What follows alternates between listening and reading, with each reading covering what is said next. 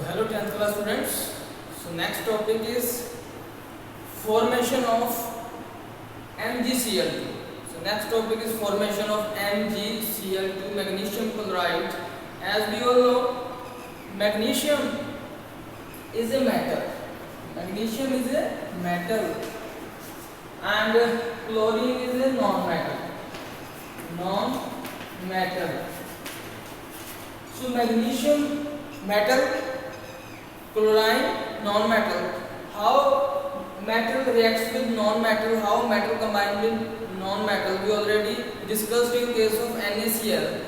Na, sodium was a metal and Cl was a non-metal. So how they combine? Metal actually loses electron, non-metal gains electron. Why metal loses electron? Why non-metal gains electron? You already have seen. Now again, in this example you will see why metal loses electrons and why non-metal gains electron. So for that you need to write the electronic configuration of metals and non-metals. So magnesium, atomic number of magnesium is 12. Atomic number of magnesium is 12. Therefore its electronic configuration is 282. First shell having 2 electrons and 8 and 2. And non-metal chlorine has configuration 287 because its atomic number is 17. So 287. So now you can see clearly that in the last shell there are only 2 electrons. In magnesium last shell में 2 electrons है. होने कितने चाहिए? 8. There should be 8 electrons but there are 2 electrons. So दो option है, या तो ये 6 इलेक्ट्रॉन गेन करे या फिर 2 इलेक्ट्रॉन लूज कर दे. इजी क्या है? 2 इलेक्ट्रॉन लूज करना या 6 इलेक्ट्रॉन गेन करना. 2 इलेक्ट्रॉन लूज करना इजी है क्योंकि 2 है वो एक स्मॉलर डिजिट है. तो 2 इलेक्ट्रॉन लूज करना इजी है किसके लिए? मेटल के लिए. अब बात करते हैं नॉन मेटल की, क्लोराइन की. तो क्लोराइन का एटॉमिक नंबर 7287. तो यहाँ होने कितने चाहिए? 8 होने चाहिए इलेक्ट्रॉन. लास्ट शेल में कितने होने चाहिए? 8 इलेक्ट्रॉन्स. बट है कितने? 7. तो या तो ये 1 इलेक्ट्रॉन गेन कर ले या फिर 7 के 7 लूज कर ले. तो पिछले में तो 8 थे. सो यहाँ पे इसी क्या है? सिर्फ 1 इलेक्ट्रॉन गेन करना. तो इस तरह से नॉन मेटल वो इलेक्ट्रॉन गेन करता है, जो मेटल वो इलेक्ट्रॉन लूज करता है. लेकिन इस केस में क्या है? एक चीज और आपको समझनी पड़ेगी. Magnesium is a metal and it have to lose 2 electrons. Magnesium have to lose 2 electrons, but chlorine can gain only 1 electron because after gaining 1 electron, its configuration will be complete, fulfilled. So what will happen? So magnesium के last shell में कितने हैं? 2 electrons है. Last shell में कितने electrons है? 2. और chlorine के last shell में कितने हैं? 7 electrons. 1 2 3 4 5 6 7. तो मैंने स्टार से इसको रिप्रेजेंट किया है. जो क्लोरीन के इलेक्ट्रॉन है, I represent this electron with the help of star, with the help of stars.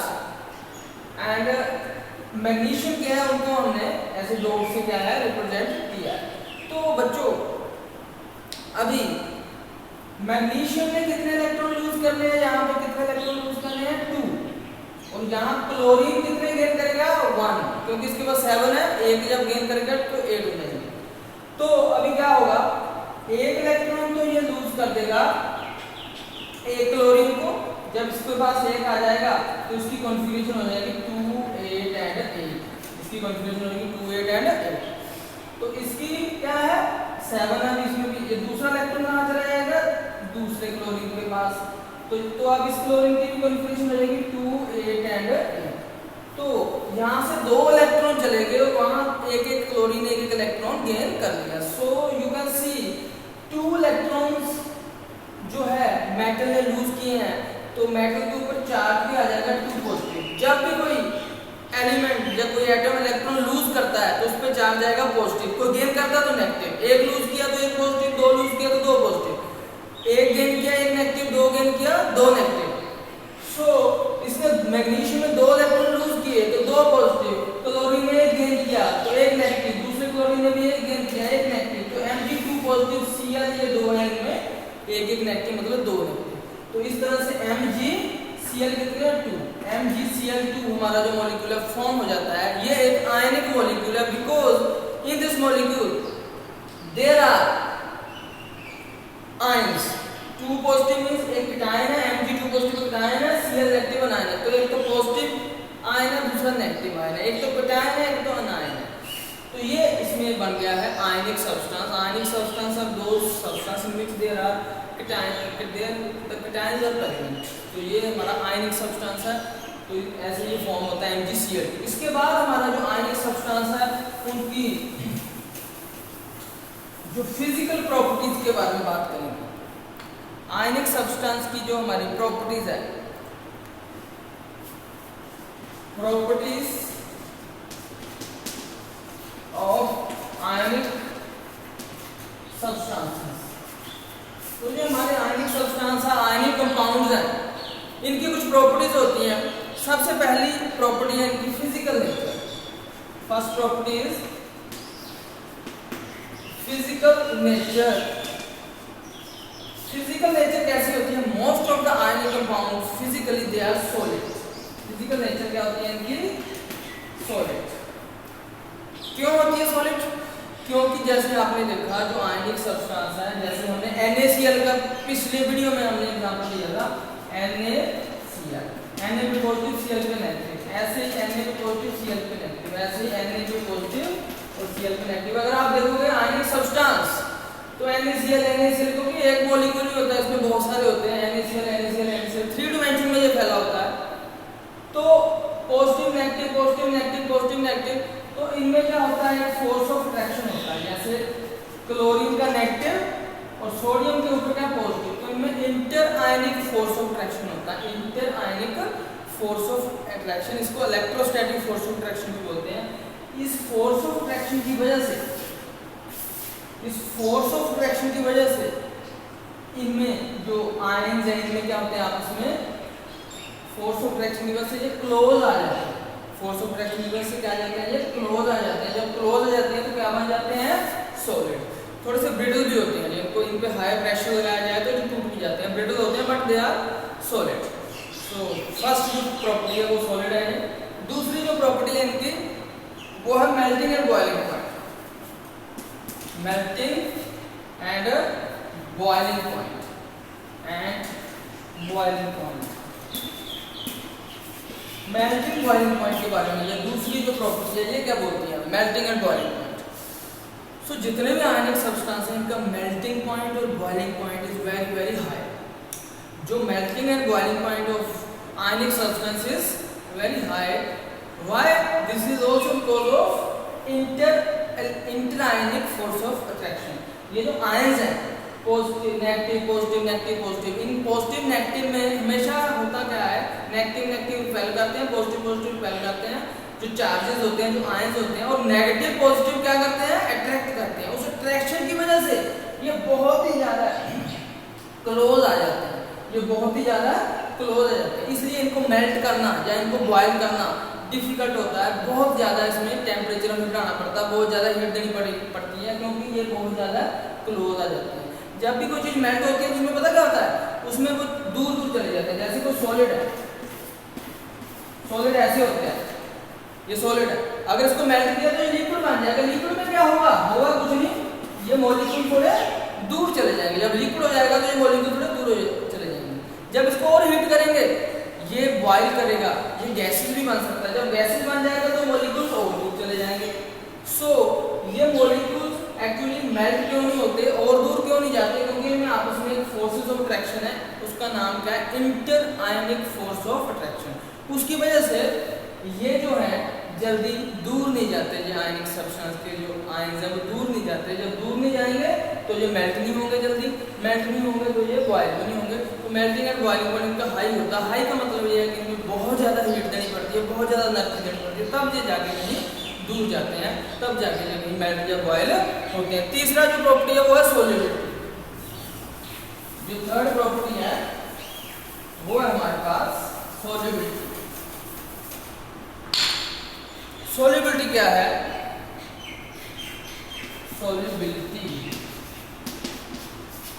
Solubility of ionic substance. Solubility का मतलब ये है कि ये घुलते किस में है, ये पानी में घुलते हैं, केरोसिन में घुलते हैं, पेट्रोल में घुलते हैं या बेंजीन में घुलते हैं, कौन से लिक्विड में ये घुलते हैं?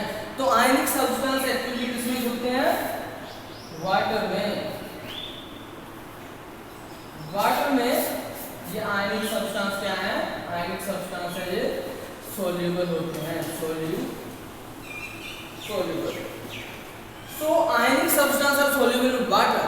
Ionic substances are soluble in water, but they are not soluble in other solvent like benzene, kerosene. इनमें जो soluble नहीं होते हैं, तो ये आपने याद रखना किसमें soluble है? वाटर में, किसमें नहीं है? केरोसिन में, पेट्रोल में या फिर क्या बेंजीन में, इनमें soluble नहीं है। तो ये आपने ध्यान रखना है, बुक में दिया है ये सारी चीजें, आपने ये भी इसमें से क्वेश्चन भी बन सकता है। तो लास्ट है ये कंडक्शन ऑफ इलेक्ट्रिसिटी, ये बहुत इंपॉर्टेंट है।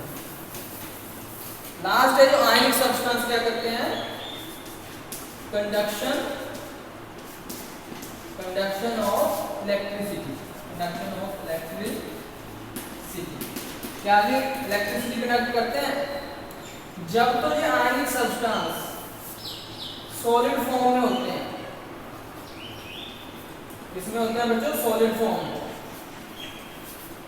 In solid state they do not conduct electricity.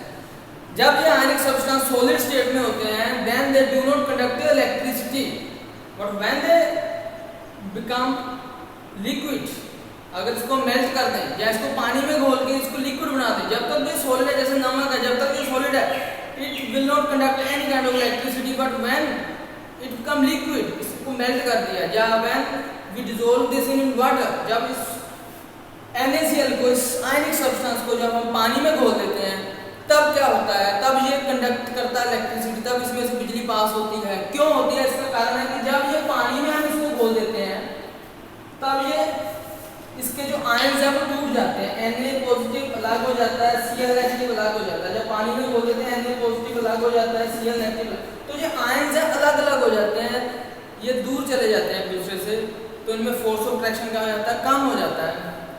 इस वजह से जब इसमें से बिजली पास कराने का मतलब, जब इसमें हम इलेक्ट्रोड डिप करेंगे, जब इसमें हम क्या डिप करेंगे? इलेक्ट्रोड डिप करेंगे, एक इलेक्ट्रोड पे नेगेटिव चार्ज होगा, दूसरे इलेक्ट्रोड पे पॉजिटिव चार्ज होगा, तो एक इलेक्ट्रोड पे नेगेटिव चार्ज है, दूसरे पे पॉजिटिव है, तो जिस पे नेगेटिव होगा उसकी तरफ ये पॉजिटिव वाले आयन क्या करेंगे? मूव करेंगे। जिस इलेक्ट्रोड पे नेगेटिव चार्ज होगा उस पे पॉजिटिव वाले मूव करेंगे, जिस पे पॉजिटिव होगा उस पे नेगेटिव वाले आयंस क्या करेंगे? मूव करेंगे। So the movement of these opposite ions toward the opposite electrode, तो ये जो आयंस का मूवमेंट है, इसकी वजह से क्या फ्लो हो जाएगा? इसमें करंट फ्लो हो जाएगा, इलेक्ट्रिसिटी फ्लो हो जाएगी। समझो, जब आयनिक सब्सटेंस लिक्विड स्टेट में होते हैं तो ये आयंस में बदल जाते हैं, positive negative ion, Na positive Cl negative. तो जब इसमें इलेक्ट्रोड डिप करते हैं, इलेक्ट्रिसिटी पास करने का मतलब, जब इसमें ऑपोजिटली चार्ज इलेक्ट्रोड, एक पे नेगेटिव चार्ज है, दूसरे पे पॉजिटिव चार्ज, इसमें डिप करेंगे तो ऑपोजिट आयन है, पॉजिटिव वाले नेगेटिव की तरफ जाएंगे इलेक्ट्रोड की तरफ, और नेगेटिव जो आयंस है वो पॉजिटिव इलेक्ट्रोड की तरफ जाएंगे, तब क्या हो जाएगा? इसमें से करंट पास हो जाएगा। करंट पासिंग होता क्या है? Movement of ions. तो ये मूवमेंट ऑफ आयंस हो जाएंगी, इसकी वजह से इलेक्ट्रिसिटी पास हो जाएगी इन लिक्विड और in aqueous solution, but not in solid state. तो ये जो है आपका टॉपिक है, जो आज के लिए इतना ही था। ओके।